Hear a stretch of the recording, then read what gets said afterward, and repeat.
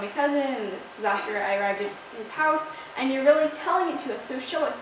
Maybe I jumped on my cousin, grabbed his shirt or something like that, and really, give a little more detail about the moment. So really describe what happened there, and by making it super dramatic, then the readers are really interested in wanting to know what happened, and that's when you can go on to explain you were playing this game and you went to his house. So just really, I think what you guys need to do is, a lot of you started with your exciting moment and maybe didn't describe it a whole lot. You sort of told, okay, this is what happened, and then this is what led up to it. But what you really want to be doing is, or what you want to try to be doing is to be describing it. Like for instance, with this one, the blackberry vine catching in the hair, struggling to pull free, bleeding arms, all of that. You want to really describe it. So some of you did this really well, using a moment to, and really describing it. But you want to make sure that you're not just using one sentence to say, this is what happened, this is what led up to what happened. You want to actually really describe it. So try to use more details and more descriptive language when you're describing that really exciting moment. Now, I want to ask you, now that you've tried out writing these two different styles of beginnings, which do you like more, the chronological order or the starting at the most exciting point?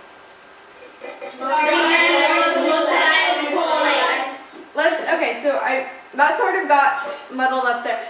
Raise your hand if you like chronological order. Okay, raise your hand if you like the starting at the exciting point order. So a lot of raised hands. Okay, so why do you like the starting at the most exciting point?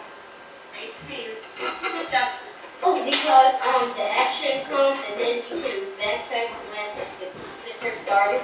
The action comes, so it's really exciting from the beginning. Now, what are some ways that you could make, when you start with the most exciting point, what are some ways that you can highlight how exciting it is?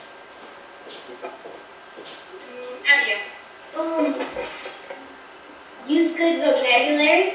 Use good vocabulary. Yeah, you want to use good word choice. It really captures the moment. And sorry, I know I've been using that phrase, capture the moment, a lot, but the reason I'm saying this so much is because this is your most exciting moment, and you really want to make the reader understand how exciting or how important it is to you. So make it really dramatic. You don't worry too much about, oh, is this too dramatic? People will think it really didn't happen to me. But if it did happen to you, then you want to really describe it exactly as dramatic as it was. So be sure to use good details. That's very important. What are some other ways that you might share with the reader how exciting something is?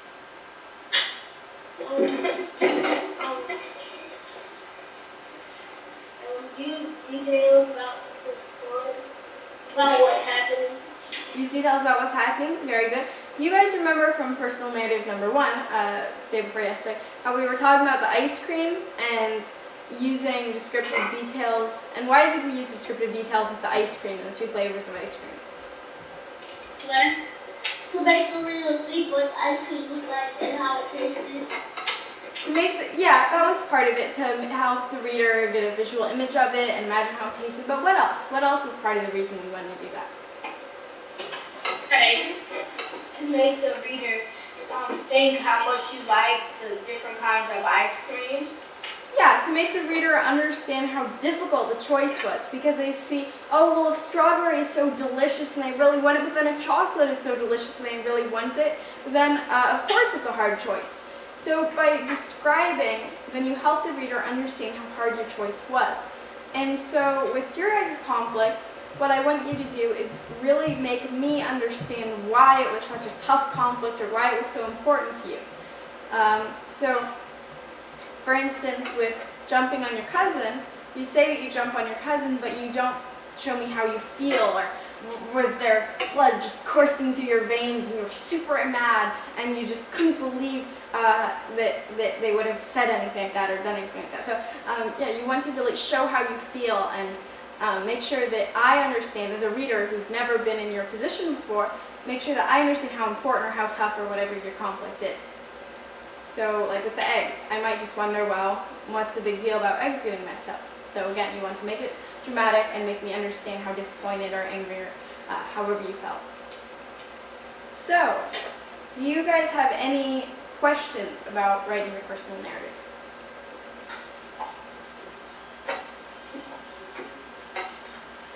Okay, well, I want to quickly show you just, let me see. I want to show you, how many of you are familiar with a story arc? Wow.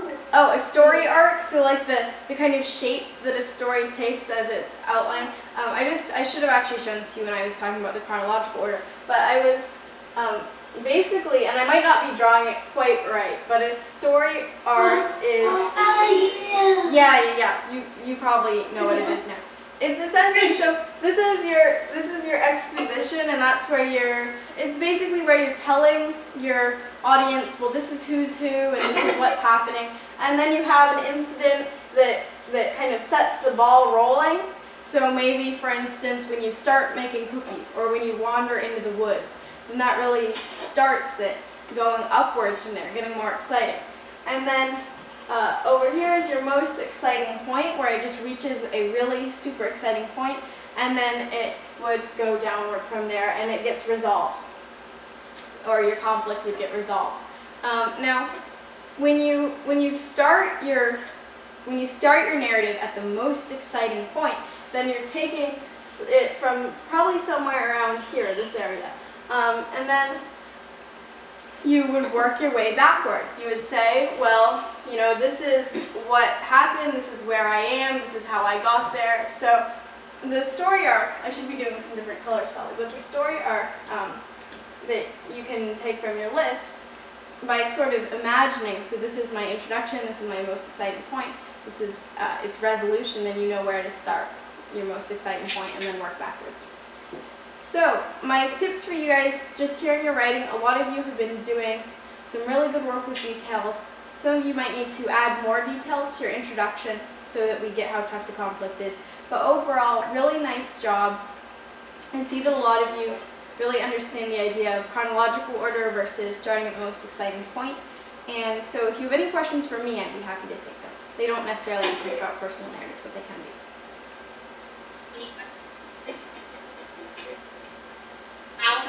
For the story arc, how the tip of the story arc was the most exciting point, and the ball at the left side was kind of how it starts off and then gets more exciting. What were the lines? The lines. Oh, let me go back. And sorry, because I did it all in one color, it might have been a little confusing. So these lines here, that's what you're talking about, or? Okay. So let me label these in.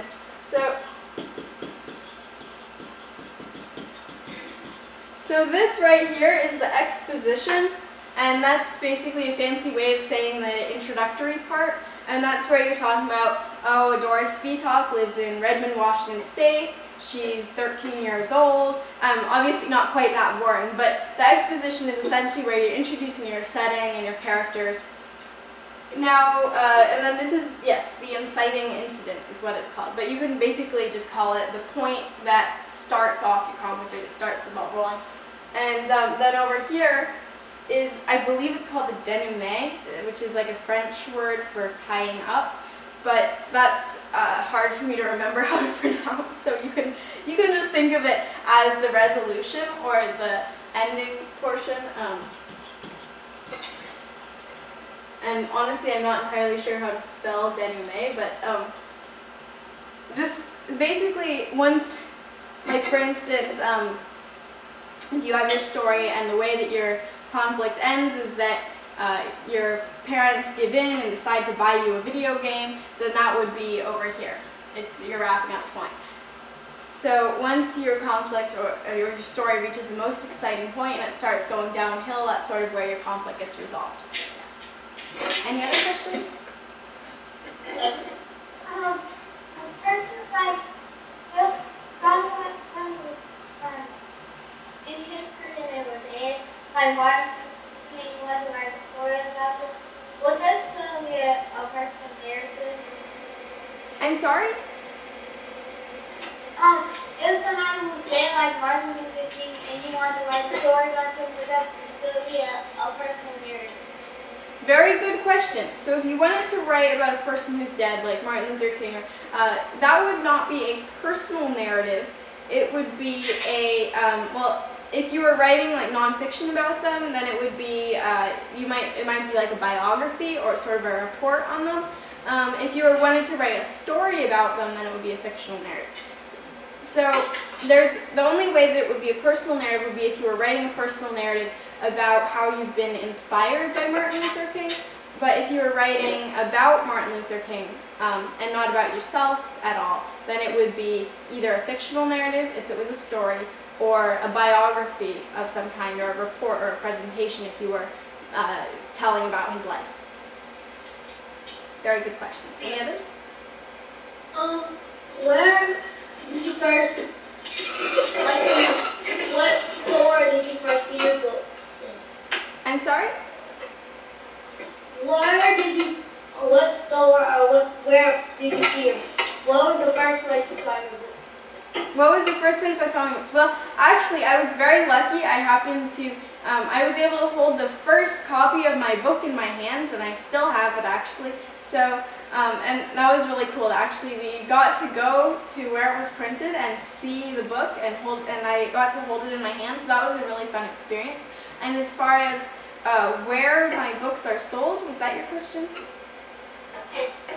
Yeah, then both of my books, Dancing Fingers and Flying Fingers, they're on my website, adorisfeetalk.com. I know that's a little hard to spell. I can write it out quickly.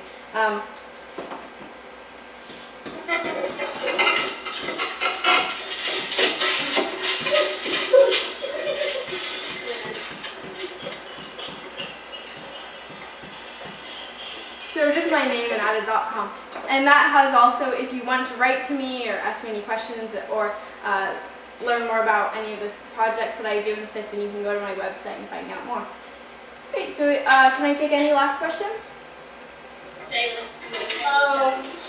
Like when you first introducing somebody in your story, like I did that on my one of the practice prompts we did in class. When you write a person's name and you don't think your character knows who that is it ever okay to like write who the person is in the parentheses next to the name? Yeah, I would say it depends. It really depends on what context is. I have done that before. So, for instance, I was doing a report, or actually I was writing a script for a documentary I was making for a historical event. And yeah, I did say so-and-so, parentheses, head of the intelligence department, parentheses. So yeah, I think it's acceptable. You might want to check, depending on the type of assignment or what it's for, then whether that's okay. But I think it should be okay in most situations. And definitely when you're writing for people who might not know who your mom is or your friend from down the street, you definitely want to explain who they are. You know, instead of saying Annie rode down the street on her BMX, you would say Annie, my friend next door, or Annie, my friend from school, or Annie, my cousin. So yeah, you definitely want to explain. All right. Well, I'll just take one more question. Sorry about that. If you want to see one of your books on your website, do you have to type your name in all caps like you did? No, sorry. I just wrote it in all caps. No, you definitely don't have to type it in like that. But no, I just wrote it in all caps so it'd be a little easier to read. But you don't have to. No, you don't have to do that. Okay. Does the teacher have any questions or comments? No, thank you. Thank you very much. You guys have done a really great job. I really appreciated your work. Just remember to use those descriptive details, and creating suspense in your personal narratives can be really simple. Just think next time you pick up a story to read, think about why is this story interesting to me? Why am I flipping the pages? What is the author doing to make me keep on reading? Take that technique and use it in your own writing. So thank you all very much. I really enjoyed the session, and I hope you have a great time writing your personal narratives. Bye.